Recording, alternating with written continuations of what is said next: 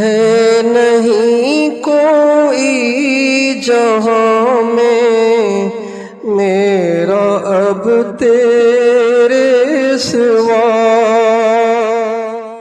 علامات کا جاننا ضروری ہے، ورنہ ایسے نہ کسی جھانسے میں ہم پھنس جائیں۔ سب سے پہلے ان کے زمانے، جس زمانے میں ان کا ظہور ہوگا، اس زمانے میں کیا کیا ہوگا، اس کو یعنی ان سے پہلے کیا کیا کچھ ہو چکا ہوگا۔ یہ کچھ ہو جائے تو اب سمجھیں کہ اب ان کا ظہور قریب ہو جائے گا۔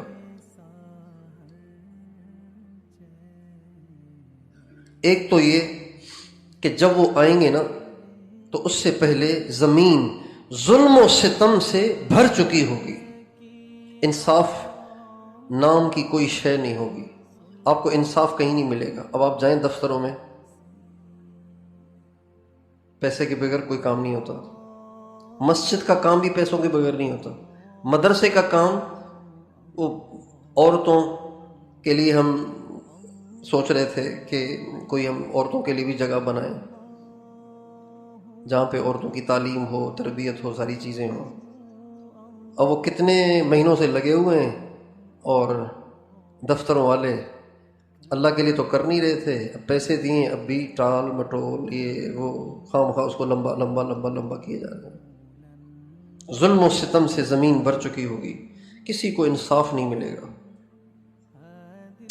دوسری بات یہ جو اہم بات ہے کہ امت کہیں بھی آپس میں ایک نہیں ہوگی، ٹکڑے ٹکڑے ٹکڑے ٹکڑے در ٹکڑے، ٹکڑے در ٹکڑے، ٹکڑے در ٹکڑے۔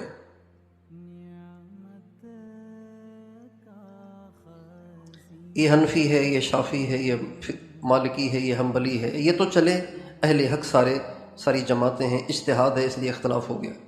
پھر ان حنفیوں میں دیکھیں کتنے ٹکڑے ہیں، یہ دیوبندی ہے، یہ بریلوی ہے، یہ مماتی ہے، یہ حیاتی ہے، یہ جمعیت کا ہے، یہ سپاہ کا ہے، یہ تبلیغی ہے، یہ مجاہد ہے، یہ پتہ نہیں کیا کیا کیا۔ اچھا پھر یہ ٹکڑے بھی ایسے کہ دوسرے ٹکڑے کو برداشت نہیں کر پاتے۔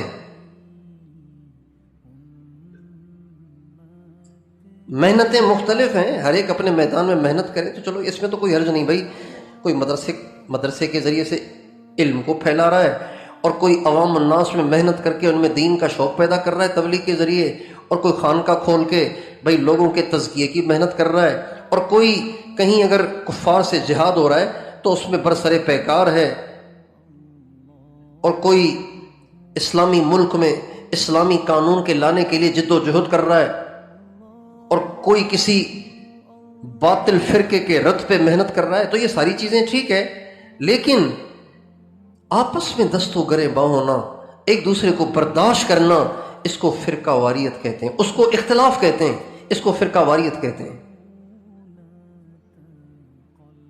اس کو تعصب کہتے ہیں، اس کو انتہا پسندی کہتے ہیں۔ یہ اس نے امت کی قوت کو پاش پاش کر کے رکھ دیا ہے۔ یہ ہوگا،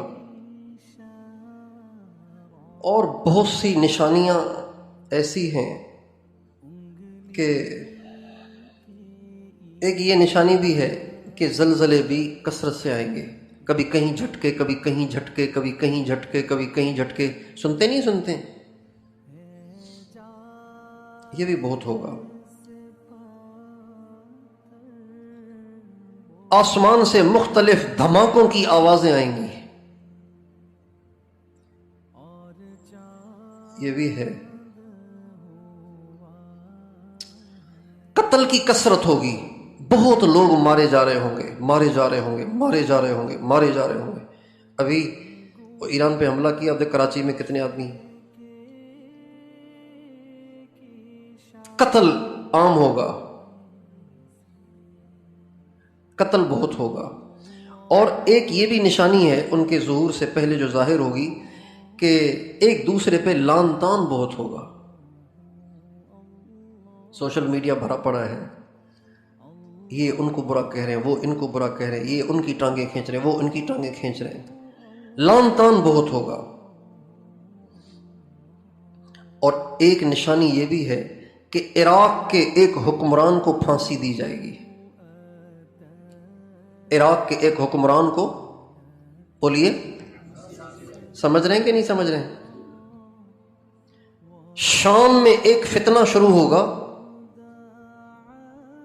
جس کی ابتدا بچوں کے کھیل سے ہوگی، جس کی ابتدا بچوں کے کھیل سے ہوگی. شام میں ایک فتنہ شروع ہوگا جس میں مسلمانوں کو بہت مارا جائے گا، لاکھوں کی تعداد میں شہید کیے جائیں گے. ابتدا ہوگی بچوں کی حرکت سے.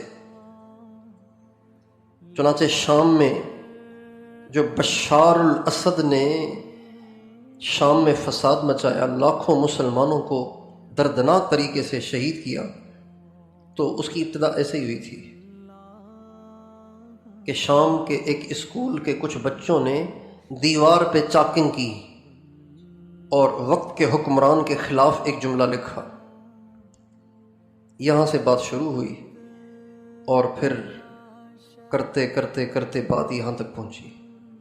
یہ امام مہدی کے ظہور سے پہلے ہوگا. اور امام مہدی کے ظہور سے پہلے یہ بھی ہوگا کہ ایک بادشاہ کی موت واقع ہوگی. ایک بادشاہ کی موت واقع ہوگی اور اس بادشاہت پر 3 شہزادوں کی آپس میں لڑائی ہوگی. 3 شہزادوں کی آپس میں لڑائی ہوگی. وہ کہے گا میں بادشاہ بن جاؤں، وہ کہے گا میں بادشاہ بن جاؤں. ان کی آپس میں لڑائی ہوگی، مگر ان میں سے بادشاہ کوئی بھی نہیں بن سکے گا. یہ بھی ان کے ظہور سے پہلے ہوگا. اور یہ بھی ہوگا کہ رمضان میں فسادات شروع ہو جائیں گے. کیا شروع ہو جائیں گے؟ کس میں؟ رمضان میں. اور شوال میں ہنگامے ہوں گے. ذی قعدہ میں قبائل کا اتحاد ہوگا اور ذی الحجہ میں حاجیوں کو لوٹا جائے گا اور منی میں خون ریزی ہوگی. اور وہ حج بغیر کسی امیر کے پڑھا جائے گا. اور اس کے بعد حضرت امام مہدی کا ظہور ہوگا. یہ ساری نشانیاں ہیں.